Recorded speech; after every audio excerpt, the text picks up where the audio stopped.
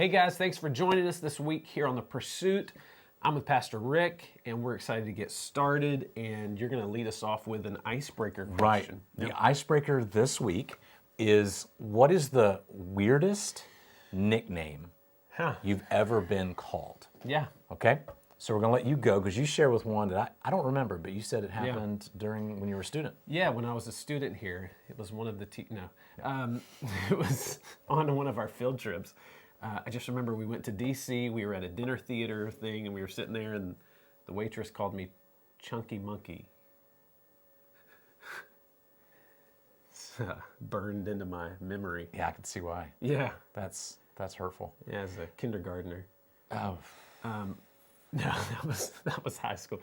Yeah. That was interesting. Chunky Monkey. Yeah. I don't have that. Mine's a little bit more That's of good. I think, although it could have fit. For me, it's actually recent, and I think it's just because we live here in the South. I'll go to a grocery store. So like Harris Teeter, or I think this was at a Food Line recently, and I was in the grocery store, and there was a lady working there. She's a young lady. She might have been like 17, 18 years old.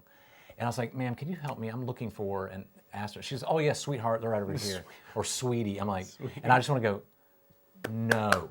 I don't call me. I could be your father. Yeah, don't. When you're like that significantly, like younger than me, and you're calling me sugar, no, that's just not. I don't feel that. That feels weird. Yeah. All right. Morning, dear. So take some time right now with your group to discuss what's the weirdest nickname you've ever been called.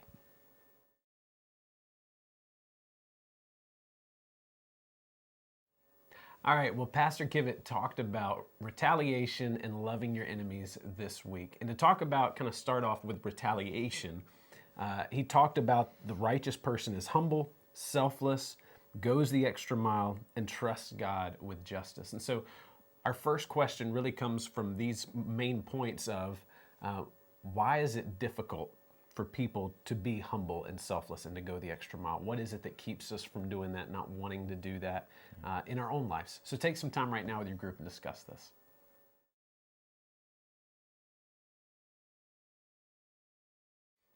Well, continuing with Pastor Kivett's sermon, he talks about loving our enemies as we love ourselves. And we shared that in the last video, in the last question. It was more about, why is it so hard to be humble? Why is it so hard to be selfless? Now I'd like to pitch this to our groups. Why is it so hard to do these things for our enemies? What is it that causes us to naturally go in the idea of we want to get them back or retaliate? So take some time right now with your group to discuss why is that so difficult to love your enemies as we love ourselves.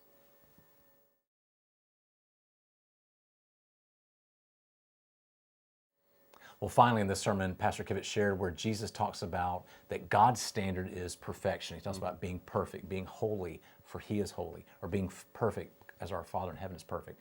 And that word's a really neat word. Sometimes we would look at that word and go, nobody can be perfect. Wave it on. Nobody but Harper. But really what's being said in that passage is being different, being set apart. He's saying, be different like your Father in heaven is different. And so really the kind of the hinge of this whole passage is, just as God deals with His enemies, we're asked to do the same thing. God in love dealt with His enemies by sending Christ to die on the cross. We see that in Romans. But what we need to know for ourselves is, this is not something that, I personally think, it's not something we do when it happens. We prepare to be different. We're ready for facing that opposition.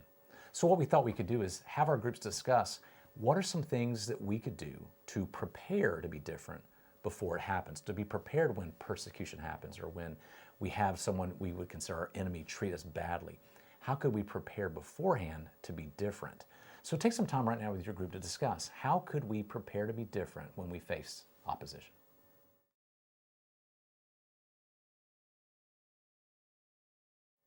Well, thanks for joining us for another week on The Pursuit. As always, you can go back and watch past Pursuit videos if you've missed these.